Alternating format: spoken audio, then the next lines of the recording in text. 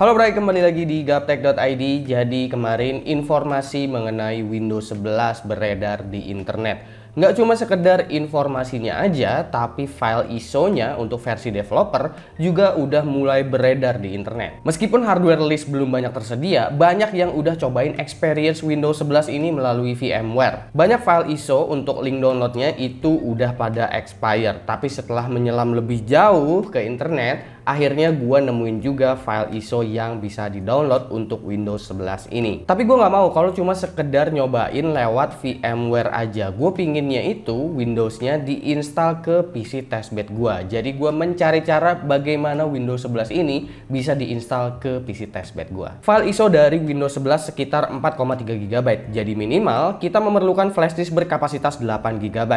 Gue menggunakan software Rufus Portable di sini untuk membuat bootable drive-nya. Simpel aja sih, tinggal pilih lokasi flash disk yang mau dijadiin bootable drive, terus pilih file ISO-nya. Buat Windows 11, format partisi bisa menggunakan NTFS. Abis itu tinggal tunggu proses pembuatan bootable drive selesai. Pas udah beres, gue coba colokin ke testbed gue. Ngeset BIOS juga untuk boot lewat USB, lalu coba mulai proses instalasi. Tampilan installer nampak seperti installer Windows 10. Akan tetapi dengan logo Windows terbaru yang lebih flat dari sebelumnya.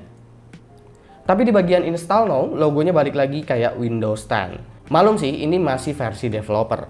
Setelah itu kita diminta untuk masukin product key. Kalau nggak punya, ini bisa di skip dan klik I don't have product key. Menurut informasi yang gue dapat, kalian bisa tetap menggunakan product key dari Windows 10 apabila kalian punya. Atau kalau misalkan laptop atau motherboard dari PC kalian itu udah sempat terinstall Windows 10 yang original, kalian nggak perlu masukin product key lagi. Buat kalian yang cuma pengen sekedar ikutan iseng-iseng aja buat nyobain atau ngetes-ngetes doang si Windows 11 ini dan pengen ngerasain full fiturnya, itu sebenarnya kalian juga masih bisa menggunakan jamu aktivator dari Windows 10. Seperti KMS Pico misalnya. Untuk sekedar ngetes atau nyobain versi beta atau versi developer seperti ini sebenarnya nggak masalah aja. Tapi kalau misalkan udah full release, sebisa mungkin beli product key-nya yang original. Setelah pilih I don't have product key, akan tersedia pilihan jenis Windows 11 yang mau diinstal.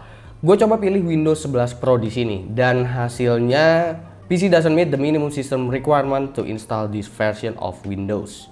Oke, ini karena emang versi developer belum masukin banyak list hardware yang didukung, khususnya untuk CPU. Akhirnya gue coba cari cara lain, yaitu dengan cara menginstal Windows 11-nya lewat OS, alias gue booting dulu ke dalam Windows 10, abis itu gue jalanin setupnya. Gue udah masuk ke Windows 10, terus gue buka installernya dan jalanin setup.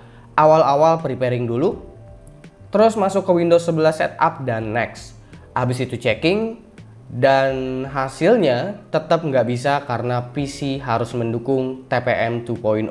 TPM adalah Trusted Platform Module, yaitu adalah fungsi keamanan berbasis hardware yang gunanya untuk membatasi cryptographic key. Mungkin di sini kenapa banyak orang yang nyobainnya itu lewat VMware, karena mereka bisa mensimulasikan hardware mereka sehingga cocok dengan versi developer dari Windows 11 ini. Tapi melihat proses instalasi lewat BIOS ataupun lewat dalam OS itu kelihatannya mirip banget dengan Windows 10, gue masih pingin berusaha untuk cari cara lain. Karena gue rasa kayaknya proteksi ini cuma ada di bagian benteng depannya aja. Setelah proses instalasinya bisa berjalan, gue rasa kayaknya aman-aman aja. Jadi gue coba ambil installer Windows 10 gue dulu, lalu colokin ke PC.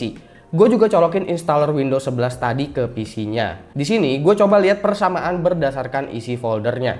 Dan emang hasilnya mirip-mirip antara Windows 11 dengan Windows 10. Gue coba ambil seluruh elemen yang ada di dalam folder source dari installer Windows 10 terkecuali install.isd atau install.wim. Jadi langsung aja Ctrl A untuk pilih semua filenya, tahan tombol kontrolnya dan klik bagian install.isd atau wim. Abis itu masuk ke installer Windows 11, masuk ke folder source dan paste di situ. Akan ada beberapa file yang minta di replace. Kalian bisa replace aja karena itu adalah file-file yang ada hubungannya dengan deteksi hardware ini. Setelah beres, kita coba lakukan clean install lagi lewat BIOS. Oh iya, gue capture semua prosesnya ini bahkan sampai ke BIOS-nya itu menggunakan Elgato dan gue sambungin lewat OBS. Sambungin ke OBS-nya itu bebas, kalian bisa sambungin ke PC lagi atau ke laptop juga bisa. Oke, lanjut. Abis itu gue coba boot lagi lewat USB. Ngejalanin step awal kayak skip product key, terus milih jenis Windows, dan hasilnya berhasil. Sekarang masuk ke license agreement dan udah bisa pilih custom install untuk milih partisi. Proses instalasinya sejauh ini persis banget sama seperti Windows 10. Beres install dia otomatis boot lewat SSD dan akhirnya gua menemukan perbedaan di sini.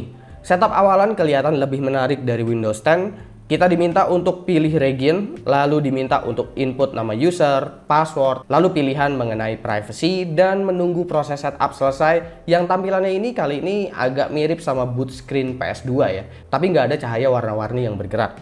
Dan setelah itu, kita bisa melihat tampilan UI dari Windows 11. Gambar yang kalian lihat awal-awal ini adalah saat dimana driver VGA belum terinstall ya, jadi resolusinya masih rendah. First impression, taskbar di sini kelihatan berubah seperti perpaduan antara Windows, Mac OS, dan Linux dijadiin satu. Animasi serta icon jauh terlihat lebih hidup juga dari Windows 10. Gue sempet juga untuk download Google Chrome di sini untuk iseng tes aja bisa jalan apa enggak. Terus meski ini versi developer, Windows Update udah berjalan otomatis dan udah mendownload driver-driver yang dapat diinstal on the go. Seperti halnya Windows 10 saat pertama kali terinstall. Gue juga coba download driver GPU di sini untuk ngecek ada perbedaan apa enggak. Sejauh ini sih gue bisa install driver Windows 10 di sini dan nggak mengalami kendala sama sekali. Pada Windows 11 terdapat beberapa fitur untuk multitasking. Salah satunya seperti tombol maximize yang kali ini bisa langsung difungsikan untuk mengatur multi window. Terus di Windows 11 ini juga ada multi desktop. Kalian bisa berpindah desktop tanpa perlu ganti user account biar pas multitasking nggak berantakan di taskbar gitu deh. Di Windows 11 ini sepertinya diarahkan untuk lebih clean di taskbar emang. Task Manager juga masih sama seperti Windows 10, bisa di-expand dan bisa monitoring load hardware. Lalu untuk tema kalian bisa ganti, tapi semuanya mirip-mirip aja sih. Beda warna taskbarnya aja.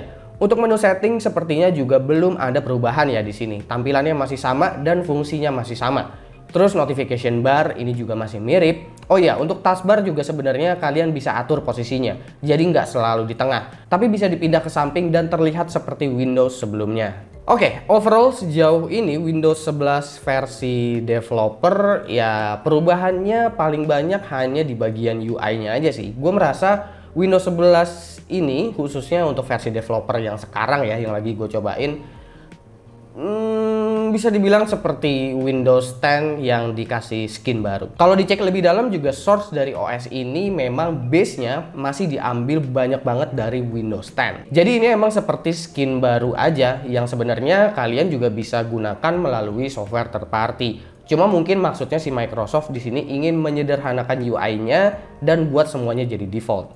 Karena kan nggak semua orang itu ngerti untuk pakai software third party untuk ngubah UI dari Windows itu seperti apa caranya. Windows sendiri kan sebenarnya adalah operating system yang emang udah cukup kompleks ya. Jadi gua rasa di sini sepertinya Microsoft ingin membuat OS yang memang secara fitur itu persis seperti Windows 10 tapi lebih mudah untuk digunakan sama banyak orang lah dari segi UI-nya. Tapi pastinya gue berharap setelah full release itu bakalan banyak fitur-fitur yang memang ditambahin di Windows 11 ini sehingga pembedanya lumayan jauh antara Windows 10 dan juga Windows 11. Karena kalau cuma beda penampilan aja, gue rasa kayaknya Microsoft lebih tepat kalau ngasih ini di Windows Update untuk Windows 10 aja daripada harus ganti nama jadi Windows 11. Sejauh ini Windows memang udah menjadi operating system yang sangat-sangat fleksibel ya, dan gua rasa kedepannya Windows itu memang harus dibuat jauh lebih sederhana lagi tapi tetap kaya fitur. Gua rasa segitu aja untuk video gua kali ini. Gimana menurut kalian untuk Windows 11? Silahkan komen di bawah dan kasih pendapat kalian masing-masing. Jangan lupa like, share, dan subscribe jika video ini menarik buat kalian.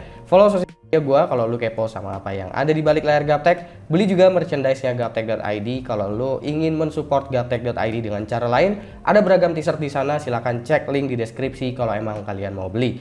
Gue Subki dan seperti biasa sampai jumpa di lain kesempatan.